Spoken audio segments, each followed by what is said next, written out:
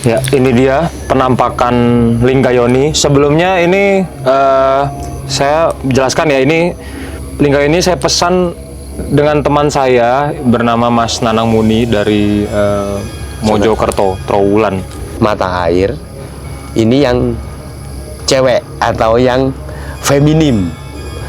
Terus sumber metro ini yang ada di Junrejo adalah maskulin. Di situ bertemu, terus menjadi sungai metro yang besar. Lah, pas di pertemuan sungai juga ditemukan Linggayoni dan Ganesha seperti itu. Tunggangan atau kendaraan Dewa Wisnu untuk waktu itu menyelamatkan Tirta Amarta, yaitu air suci keabadian.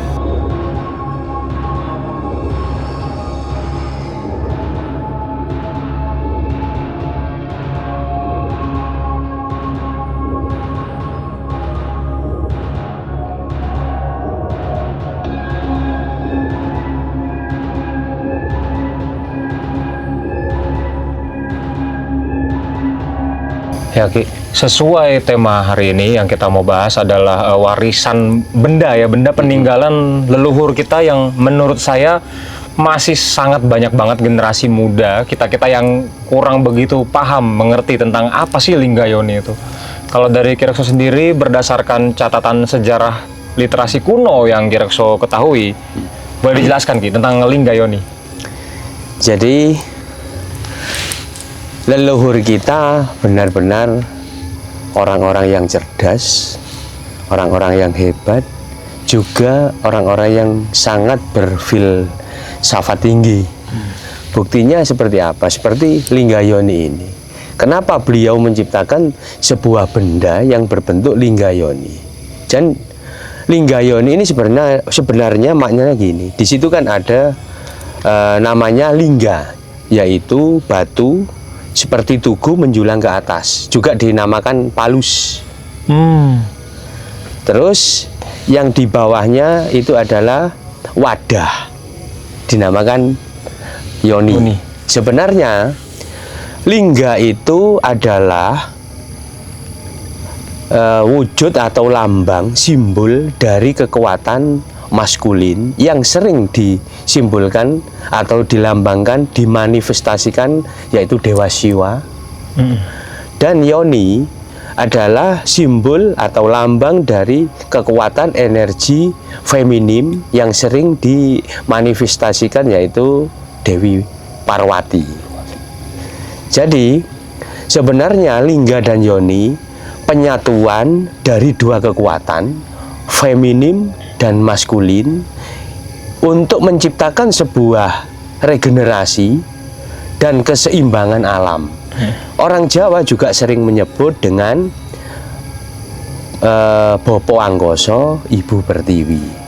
Dan juga disimbolkan bahwa lingga itu adalah kekuatan mikrokosmos dan yoni adalah kekuatan makrokosmos. Jadi keseimbangan alam. Makanya Linggayoni juga disimbolkan sebagai kesuburan. Apalagi di Jawa, Mas ya.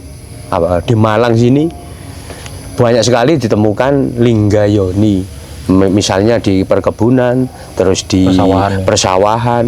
Nah, itu kenapa ada Linggayoni di tempat-tempat seperti itu? Karena ketika masyarakat sekitar pada waktu itu setelah panen, nah kan karena hasil dari kesuburan tanah atau keberkahan, disajikanlah kepada Sang Hyang atau Gusti yang Maha Kuasa dengan simbol Linggayoni itu. Jadi ditaruh di situ.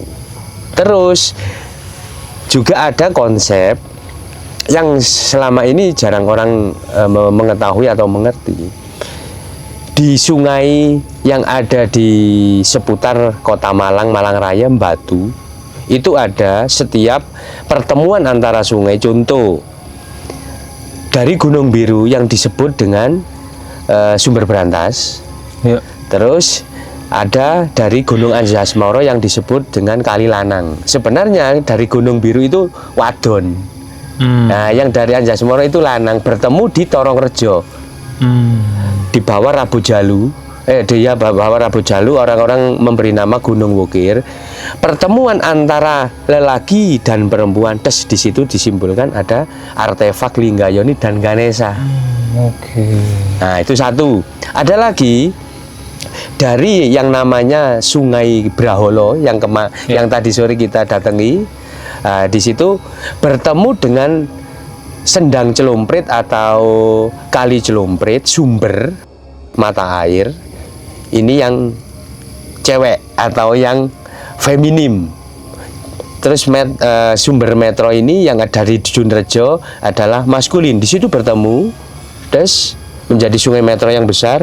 Lah, pas di pertemuan sungai juga ditemukan Linggayoni dan Ganesha, seperti itu. Jadi sebenarnya konsep keseimbangan alam juga kesuburan, juga kekuatan energi maskulin dan feminim itu saling menyatu, seperti itu. Oke. Bahkan di candi-candi juga ditemukan banyak juga ya Linggayoni ya, Ki? Iya, karena rata-rata pada waktu itu Jawa kuno di candi-candi kan juga yang kita sebut sekarang itu Hindu. Jadi di situ manifestasi Lingga, Siwa, dan Yoni adalah Parwati. Seperti itu, Mas. Mungkin boleh sedikit dijelaskan Ki buat kita dari catatan yang pernah Ki Rekso baca atau pelajari, bagaimana pemanfaatan Linggayoni ini, bagaimana juga penerapannya begitu untuk mengaplikasikan Linggayoni ini sebagai alat ritual mungkin.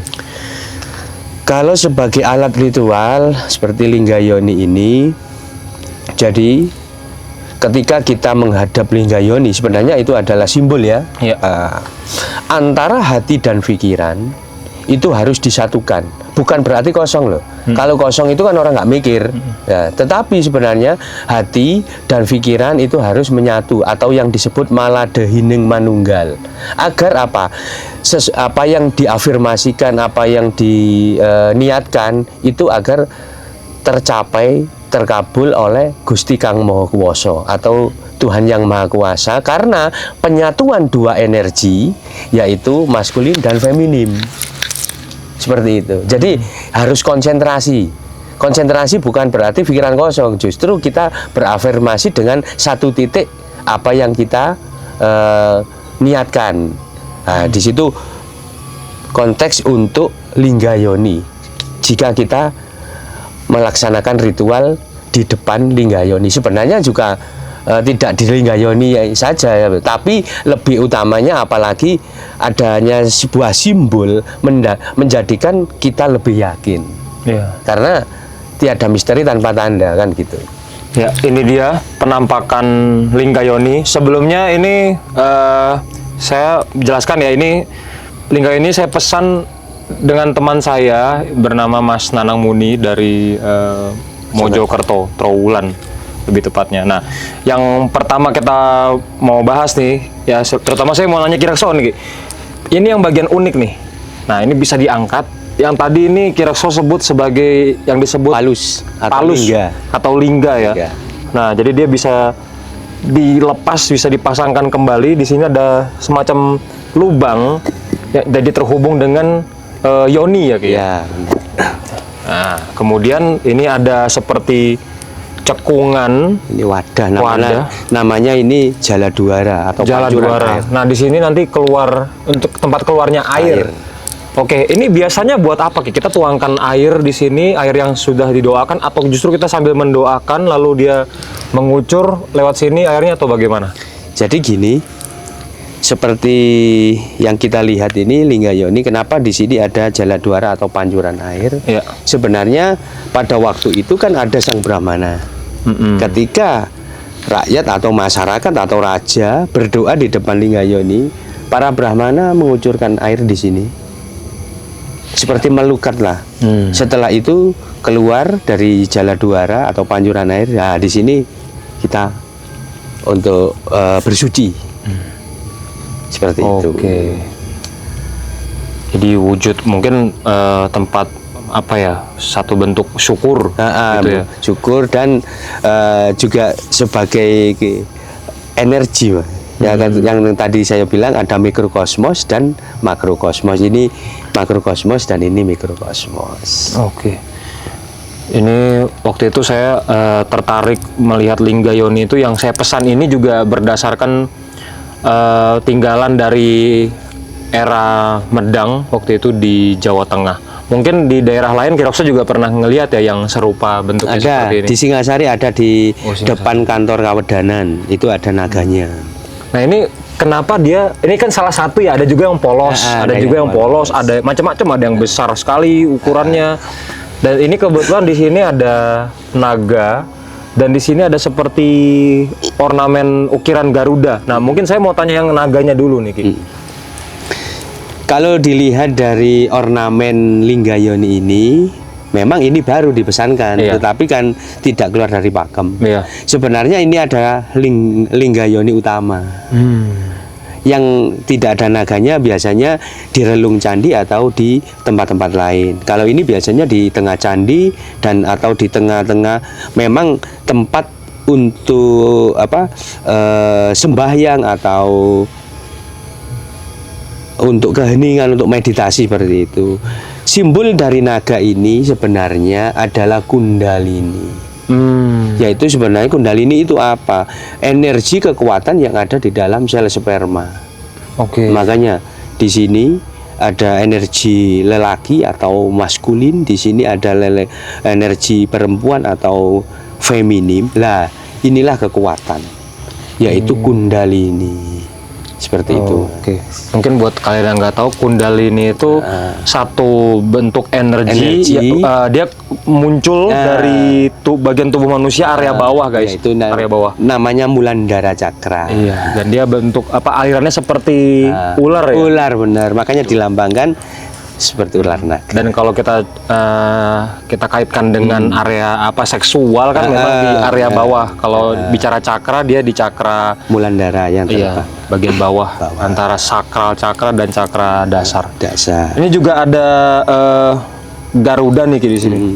Nah, filosofi Garuda di Linggayoni ini apa? Sebenarnya Garuda atau yang dinamakan, disebut juga dengan Gaganeswara, penguasa langit, disebut juga dengan Garula, bahasa Palinya kan Garula, adalah simbol kekuatan. Ya, dan ketika itu di mitologi, Garuda menyelamatkan ibunya yang bernama Winata dari cengkraman Sardu, yaitu ular naga. Jadi simbolnya Garuda ini adalah kekuatan dan menjadi tunggangan atau kendaraan Dewa Wisnu untuk waktu itu menyelamatkan Tirta Amarta, yaitu air suci keabadian. Itulah filsafat Garuda. Makanya Garuda ini dipakai di kerajaan-kerajaan Jawa kuno, mulai Kahuripan, terus Singhasari, terus Pangjalu, terus sampai Majapahit. Garuda pasti ada, bahkan menjadi lambang negara Indonesia, adalah simbol kekuatan, keberanian, dan simbol penyatuan. Mantap. Itulah.